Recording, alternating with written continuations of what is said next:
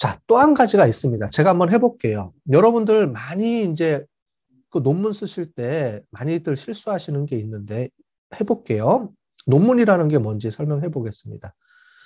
자, 1층 엘리베이터에서 5명이 탔습니다. 2층에서 2명이 내리고 4명이 탔어요.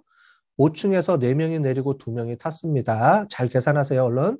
6층에서 5명 내리고 1명 탔고요. 7층에서 3명 내리고 4명 탔고 9층에서 2명 내리고 2명 탔습니다. 자, 문제입니다. 엘리베이터는 총 몇 번 섰어요? 뭔 소리예요? 갑자기 그 인원만 셌는데? 그죠? 뭐냐면 여러분들 제가 지금 이렇게 문제를 내는 이유는 뭐냐면 이 안에 이렇게 문제를 낸 내가 잘못한 거예요. 제가 미리 서두에 문제를 얘기 안 했죠. 뭐냐면 엘리베이터가 몇 번 섰어요 라고 얘기를 했으면 여러분들이 이 인원수는 생각 안 했을 거예요. 그리고 몇 번 섰는지만 체크를 했을 겁니다. 그죠? 당연하죠. 그런데 내가 연구를 안 하고 그냥 무턱대고 그냥 이렇게 설명을 해버리니까 이게 뭘 얘기하는지 읽는 사람이 헷갈리죠. 그죠? 이게 몇 번 쓴 건지를 물어보는 건지, 그걸 얘기하려고 하는 건지, 몇 명이 탔는지를 얘기하려고 하는 건지, 몇 명이 안에 있는지를 얘기하는 건지, 주제를 던져주지 않고 그냥 설명을 해버리니까 이게 뭔지를 모른다는 거예요. 이거는 연구 논문을 쓰는 제가 잘못한 겁니다. 그런데 이런 실수를 대부분 많이들 하세요. 그래서 연구에서는 두 갈씩입니다. 먼저 결론을 내려주고 그 결론에 대해서 설명을 하는 거예요. 이게 연구 문제의 두 갈씩이라고 얘기를 하는 거예요. 소설은 앞에 결론이 나오면 안 되죠. 당연히 소설은 결론이 제일 마지막에 나와야 돼요. 중간에 막 변화가 막 하고 사람들 긴장시키고 뭘 해야 되니까 소설은 다 쓴 다음에 제일 마지막에 결론이 나와야 돼요. 그죠? 살인자가 누굽니다라고 알려주고 설명하면 의미가 없죠. 소설은. 그래서 소설은 처음부터 쭉 읽으면서 제일 마지막에 결론이 나오지만 우리가 연구를 할 때는 항상 연구는 두 갈씩으로 먼저 얘기를 해주고 그 두 갈씩에 대한 결론을 먼저 얘기해주고 결론에 대한 설명을 해주고 결론 설명 이렇게 가는 겁니다. 근데 이런 거를 실수하는 분들이 의외로 많아요. 그래서 이 논문에서 뭘 얘기하는지 앞에 서론을 읽어봐도 몰라요. 그 다음에 논문을 읽을 때도 뭘 얘기하는지를 제일 끝에 봐야 알아요. 이게 제일 나쁜 논문이에요. 제일 마지막에 읽어야지만 결론이 나오는 건 나쁜 논문입니다. 잘 안 된 논문이에요. 항상 논문은 결론을 먼저 얘기해주고 그 결론이 나오게 된 배경을 설명해 주는 게 중요합니다. 논문 쓸 때요. 이게 논문 기술 방법입니다. 제가 논문을 쓸 때 사람들 이제 우리 학생들이 이제 갖고 오는 거 보면 빨간색으로 막 고쳐줘요. 그런데 여러분들이 논문을 딱 갖다 내면 교수님들이 제일 먼저 하는 게 한숨부터 쉽니다. 왜냐하면 어디서부터 손을 대야 될지 모르기 때문에 그래도 교수님들 중에서 꼼꼼하게 이런 걸 빨간색으로 체크해 주시는 분들이 있으시면 좋은 지도 교수님을 만난 거고요. 그 다음에 다시 써갖고 와. 이러면은 이제 고민을 하게 되겠죠. 그래서 여러분들이 논문을 쓸 때 글쓰기 잘 하셔야 돼요. 글쓰기 너무 못하는 사람들이 있는데 글쓰기 하는 방법을 설명드릴게요. 첫 번째 두 갈씩이어야 된다. 그렇죠? 자, 그래서 제가 이거 논문 해준 분들 거를 자꾸 보겠습니다. 자, 위에 보시면 처음에 주제가 나와요. 그죠? 이 논문에 대해서 하고 그거에 대한 설명을 합니다. 그 다음에 끝에 그 다음 문장하고 연결하는 단어를 여기다 써줘요. 그리고 그 다음에 요 단어를 연결하는 거가 요거를 설명해 주고요. 그래서 요거에 대해서 두 갈씩으로 설정한 다음에 쭉 설명을 해주고 제일 마지막에 그 다음 문장에 거랑 연결하는 포인트를 잡아줍니다. 그리고 그 다음 문장에서 요 문장에 대한 거를 또 설명해 줍니다. 두 가지예요. 첫 번째, 제일 앞에 문장, 문단이라 그러면 이 문단에서 제일 앞에 문장이 결과가 나와야 돼요. 그래서 내가 뭘 설명하겠다는 걸 앞에다 써줘야 됩니다. 그래서 이러이러한 걸 설명할 거예요 라고 써주고 그 다음에 그거에 대한 설명을 쭉 밑에다 달아주고요. 제일 마지막 문장은 그 다음 문장하고 연결고리를 만들어주는 겁니다. 그래서 문장하고가 다 연결이 돼야 돼요. 근데 논문 쓰다 보면 앞에 문장하고 갑자기 뒤에 딴 얘기가 나오고 또 딴 얘기가 나와요. 도저히 이게 연결이 안 돼요. 논문은 처음 서론부터 끝에 마지막 문장까지 연결이 다 돼야 되고 논문 전체적으로 보면 서론은 서론 안에서 논문이 연결이 돼야 되고 그러려면 패러그래프하고 연결이 돼야 되는데 패러그래프하고 패러그래프하고 연결이 될 때는 제일 첫 번째 문장, 마지막 문장이 서로 연결이 돼야 돼요. 자, 논문 쓸 때 중요합니다. 이게 없으면 논문에 대한 논지가 흐트러져 버려요. 그래서 논문을 제대로 읽을 수가 없어요. 여러분들이 논문을 읽을 때 이런 경험을 하신 적이 있을 거예요.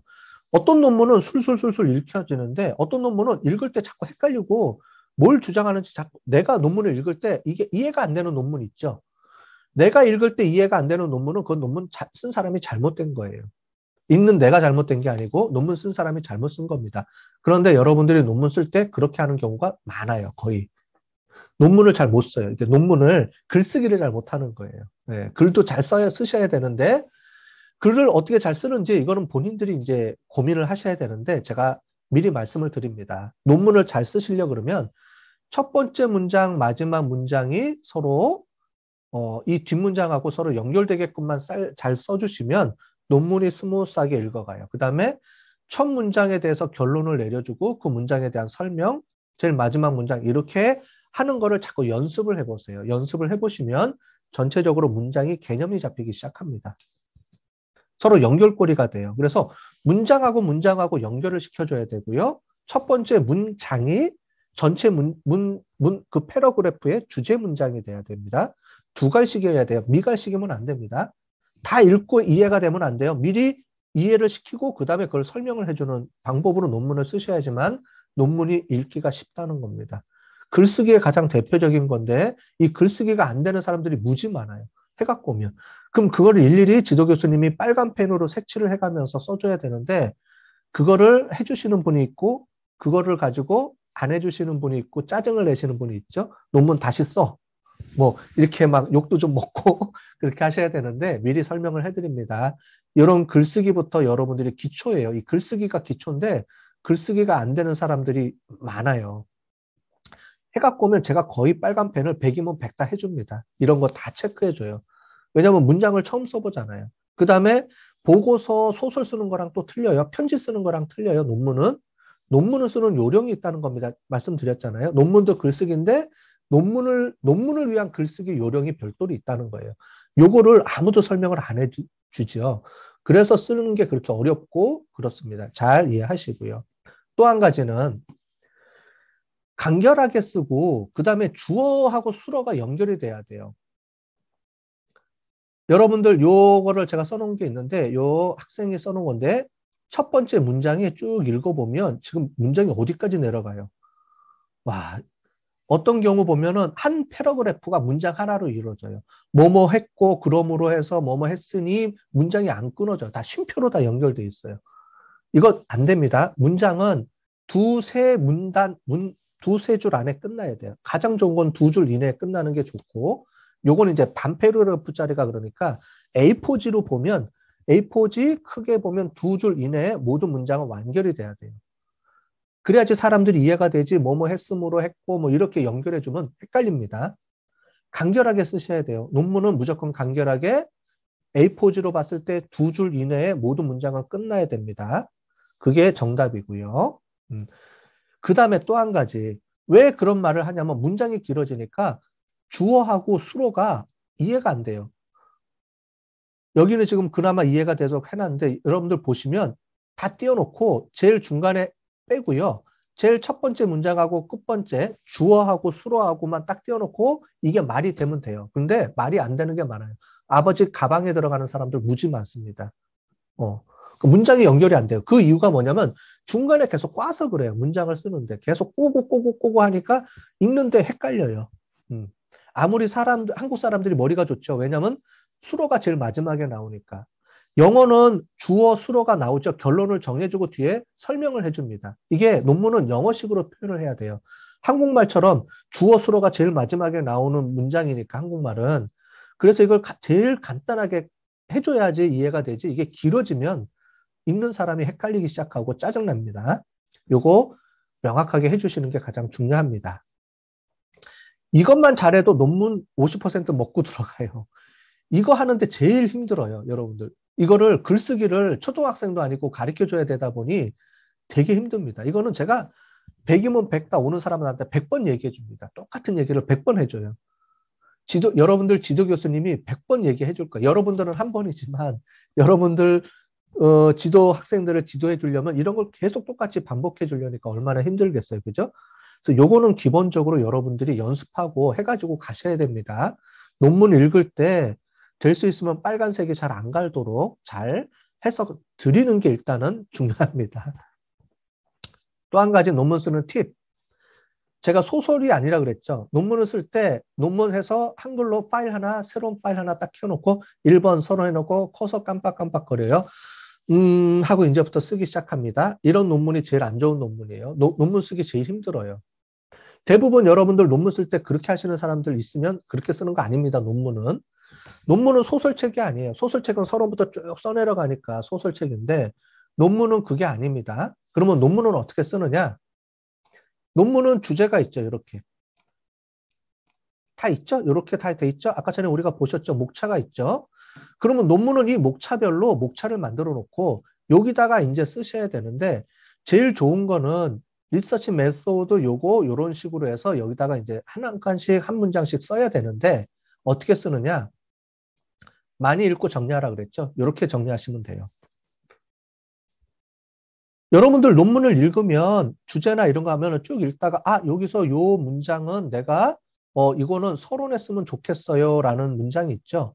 그러면 요즘 여러분들 PDF나 이런 거 좋은 툴들이 너무 많이 나와 있어요. 그죠? 그래서 PDF에다가 요즘 태블릿 TVF에다가 요걸 가지고 이렇게 표시를 해줍니다. 자기 말로 요약 정리하는 거예요. 이해되셨어요? 이거를 다 모아놓고 논문 한 편당 이거를 다 체크해 놓고요. 논문을 한 50개 논문을 읽고 나중에 요거를 다 카피해서 여기다가 각각 부서에다 넣고 그 다음에 이제 정리를 하는 겁니다. 소설책 쓰는 거 아니에요. 논문은 그래서 논문에 보면은 다른 사람들 보면 레퍼런스들이 계속 적혀져 있죠. 그게 뭐냐면 다른 사람들이 얘기했던 것들을 내가 갖고 와서 내 연구에 얘가 이 사람의 생각과 이런 것들을 내가 나름대로 정리해서 씁니다. 자, 중요한 거는 카피라이트 되면 안 돼요. 요거 그냥 그대로 갖다 쓰면 카피라이트입니다. 그게 아니고 정리 요약해서 쓰고 그 사람의 레퍼런스를 이렇게 달아줘야 됩니다. 이해되셨죠? 제가 뭐 한 30년 전쯤에 25년 전 뭐 이럴 때 논문을 처음 쓸 때 어떻게 썼냐면 저희 옛날에 여러분들 혹시 옛날 분들은 계실 거예요. 이렇게 단어장 있죠. 단어장. 이렇게 해서 고리 끼고 하는 단어장. 여기다가 막 영어 단어 적어두는 거 기억나시는 분 계실 거예요. 제가 처음 논문 쓸 때 제 교수님한테 어떻게 배웠냐면은 논문을 이렇게 논문은 처음부터 쓰는 거 아니다라고 배웠어요. 어떻게 하냐면은 논문을 읽고 정리하라는 거예요. 물론 자기 생각을 정리할 수도 있어요. 거기다가 단어장에다가 논문을 읽으면서 그 읽은 내용을 정리하라는 겁니다. 막 정리해주고 어느 논문에서 갖고 왔는지 몇 페이지에서 갖고 왔는지를 정리해줘요. 그러면 이 단어장 하나하나가 돼 있죠? 그게 한 1000장 정도 됩니다.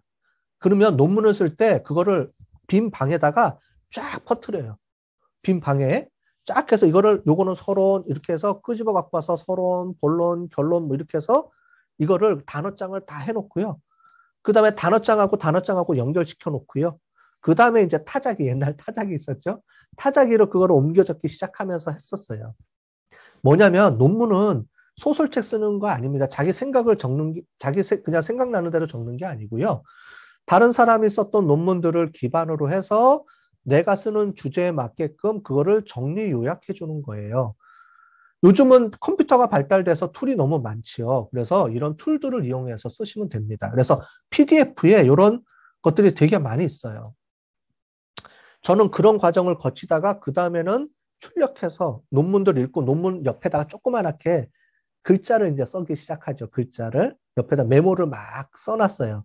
그러다 요즘은 이제 PDF에다 쓰기 시작합니다. 이제 기술들이 좋아졌죠. 그죠? 요즘은 PDF 옆에 이렇게 메모하는 기능들이 다 있기 때문에. 그래서 이런 걸 이용해서 쭉 정리를 하세요. 논문을 읽으면서, 여기는 내가 쓸 때 서론에서 쓰면 좋겠다. 본론에 쓰면 좋겠다. 이런 것들을 쭉 정리하시고, 이렇게 카피해 놓으시고, 여기다가 내가 요 내용을 읽은 걸로 이렇게 정리해 주시면 돼요. 나중에 정리하기는 힘들잖아요. 그죠? 그러니까 읽으면서 내 말대로 이렇게 정리를 해 놓으시고, 이런 것들이 논문 한 50개, 100개 쭉 정리가 되면 얘를 나중에 카피해 갖고 와서 여기다가 쭉 정리해 주시면 됩니다. 그러면 1번 사람 논문 정리하고 2번 사람 논문 정리하고 돼 있죠? 그러면 중복되고 또 중복되는 게 있을 거예요. 중복되고 그 사람 말에 표현이 있는 게 있으면 이거를 내 말로 정리 요약하고 이런 것들을 통합해서 문장을 줄여주는 겁니다. 한 페이지 정도 쭉 돼 있는 거를 문장 패러그래프 하나로 줄여주고 또 이만큼 돼 있는 걸 또 줄여주고 내 말로 이런 작업을 해가면서 논문을 쓰시는 거지 처음부터 소설책 쓰듯이 막 이렇게 쓰는 거 아니에요, 논문은. 이렇게 해놓으면 좀 더 빠르겠죠. 빠르고 정리 요약도 간단하고 레퍼런스 정리까지 다 되고 한눈에 정리가 되죠. 정리 요약하는 거죠. 이렇게 해주면 된다. 요게 도움이 많이 되실 겁니다. 논문 쓰실 때요. 꼭 한번 해보십시오. 자, 그 다음에 이제 문헌조사하는 거, 아까 전에 문헌조사하는 사이트들 되게 많이 있죠. 이 사이트들 보고 들어가셔서 이렇게 하시면 되는데, 이 사이트들은 우리 경희대학교, 우리 도서관에 가면 여러분들 밖에서도, 집에서도 접속해서 쓸 수 있게 다 돼 있어요. 요거 보시고 하시면 되겠습니다.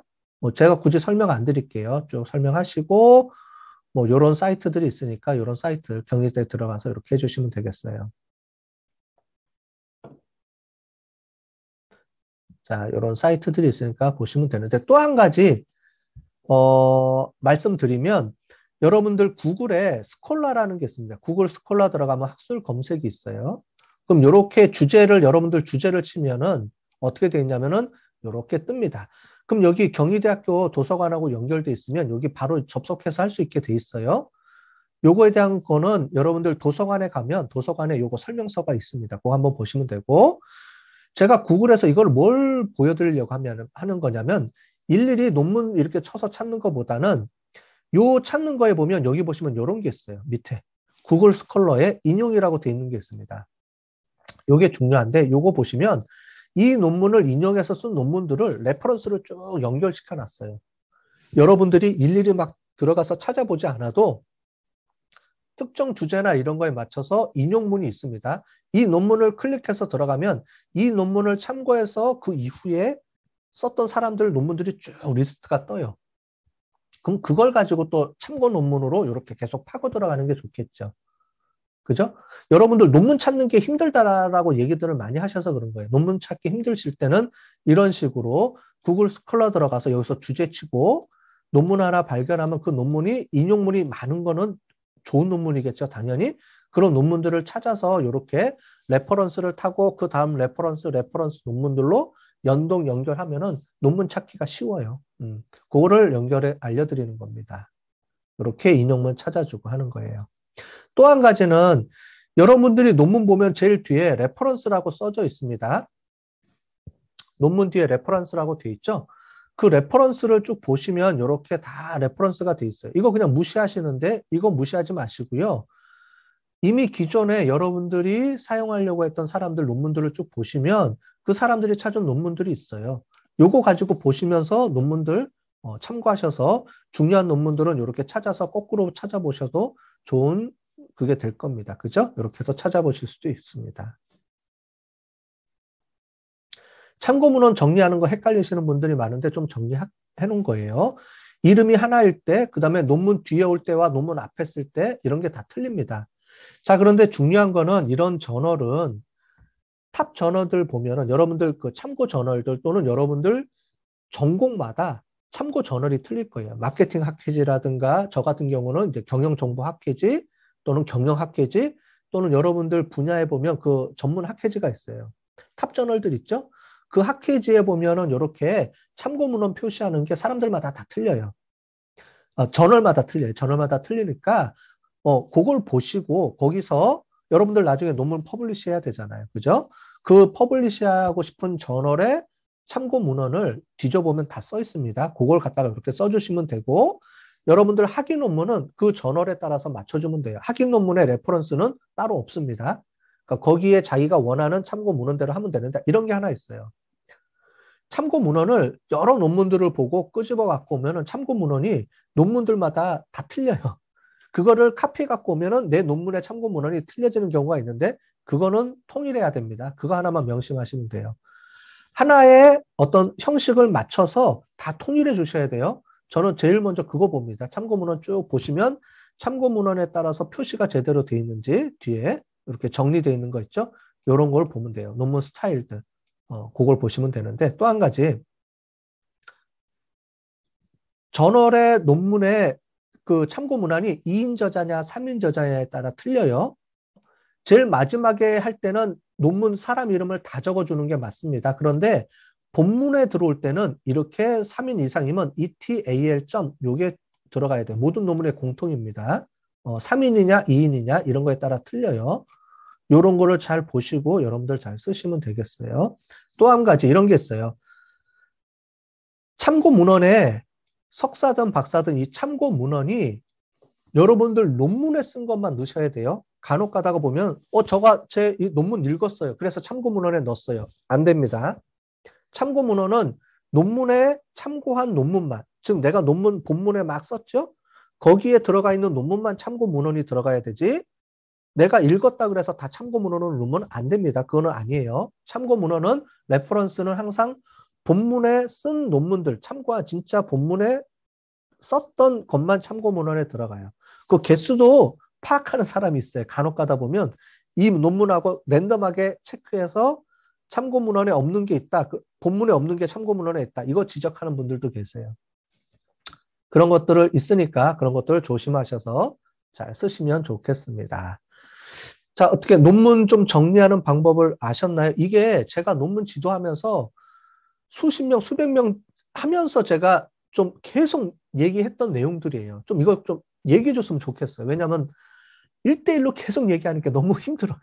그래서 요걸 한번 했으니까 여러분들도 요걸 잘 보시고 요걸 가지고 자기 논문 스타일에 맞게끔 잘 배우시면 좋겠습니다.